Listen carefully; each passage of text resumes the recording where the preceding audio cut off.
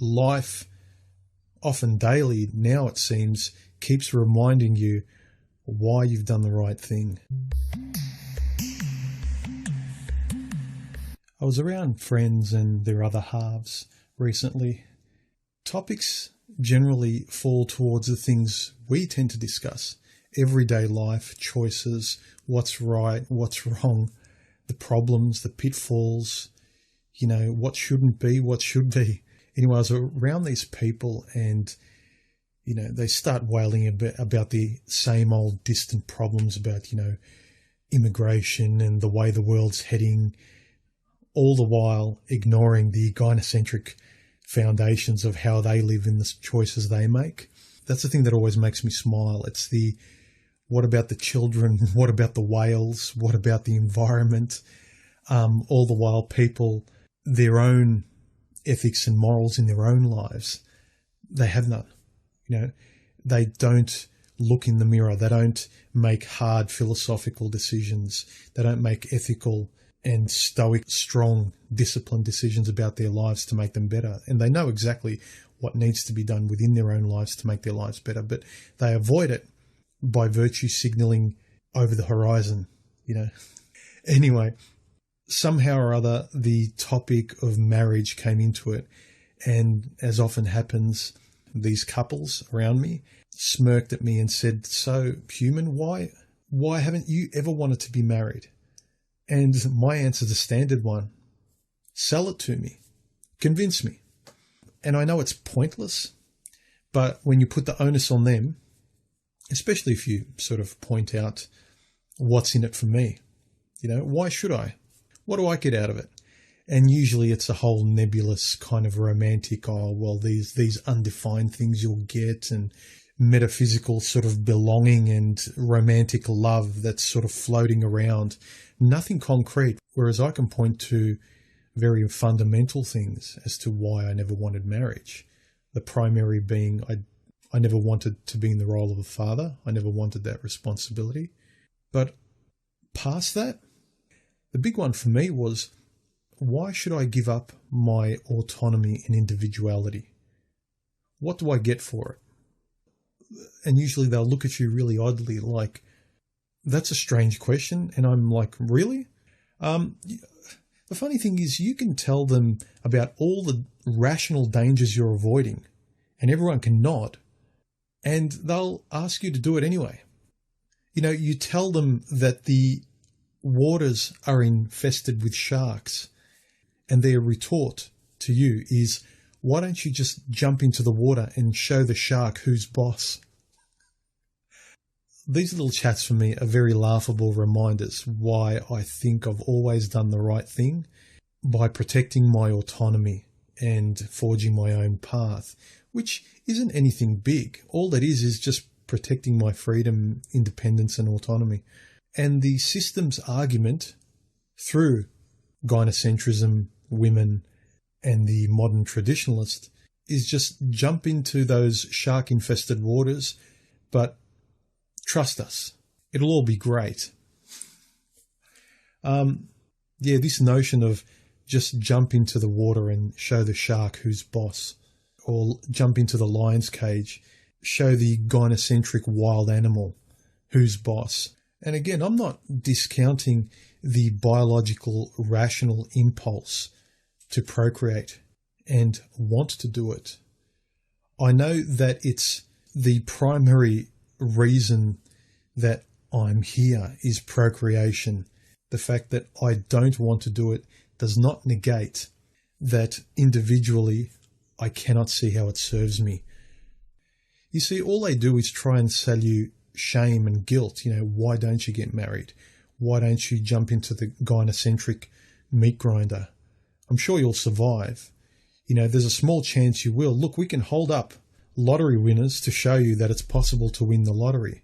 But how can you convince these stable-minded and objectively rational people amongst us who are not gamblers? It's almost laughable to kind of see them fumbling around with, oh shit, I've got nothing else. They're not being affected by the shame or guilt or the short skirt or the big tits or the, if you don't marry me, I'll leave you.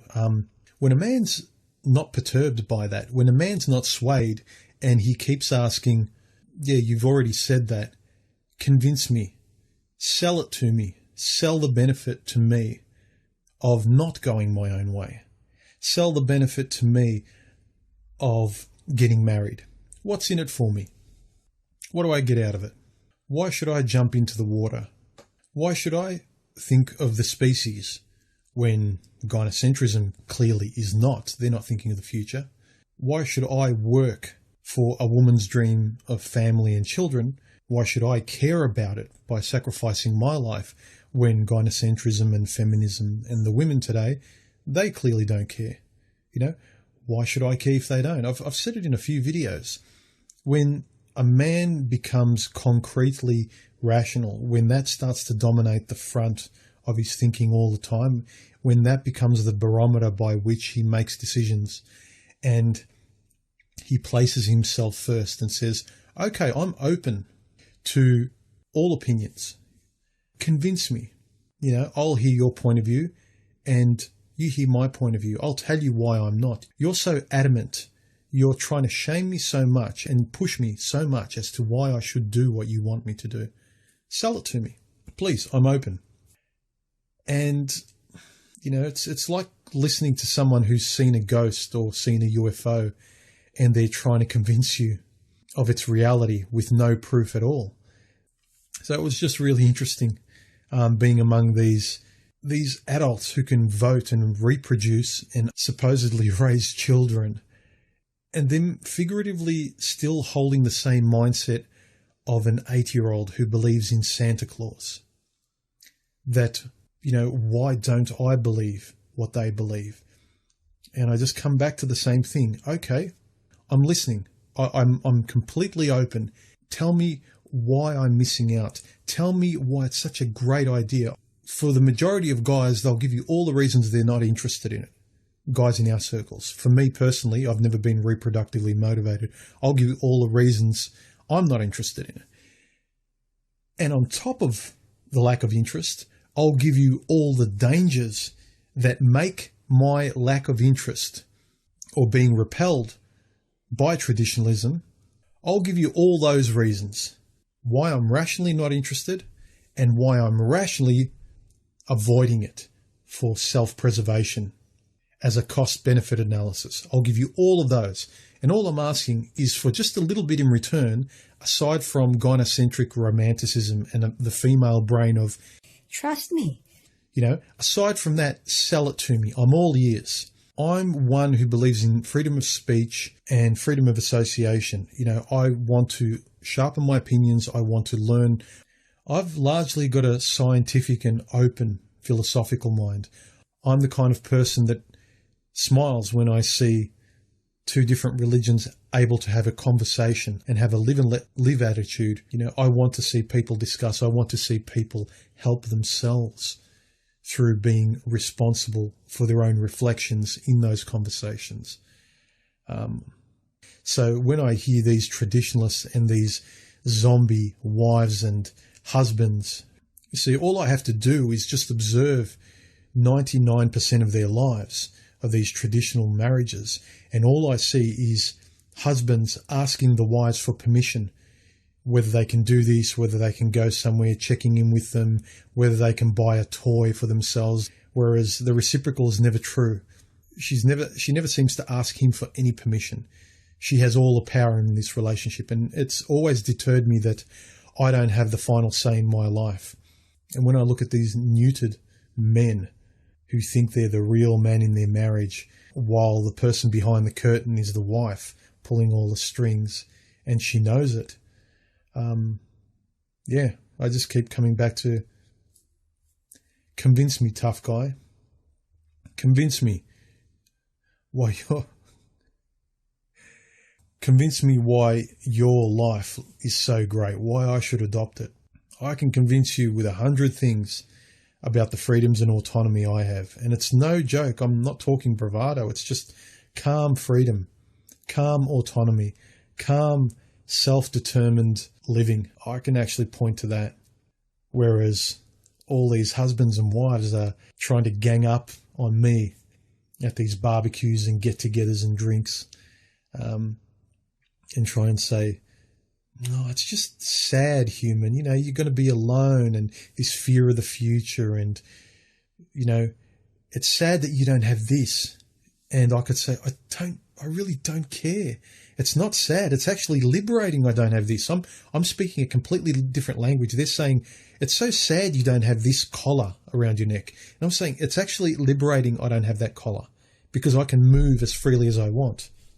And the funny thing is, most of the times when I get the husbands on their own, or my male friends on their own, away from their partners, the ones I can actually see resemble Pavlov's dogs, they'll admit to me that, yeah, I'm tired.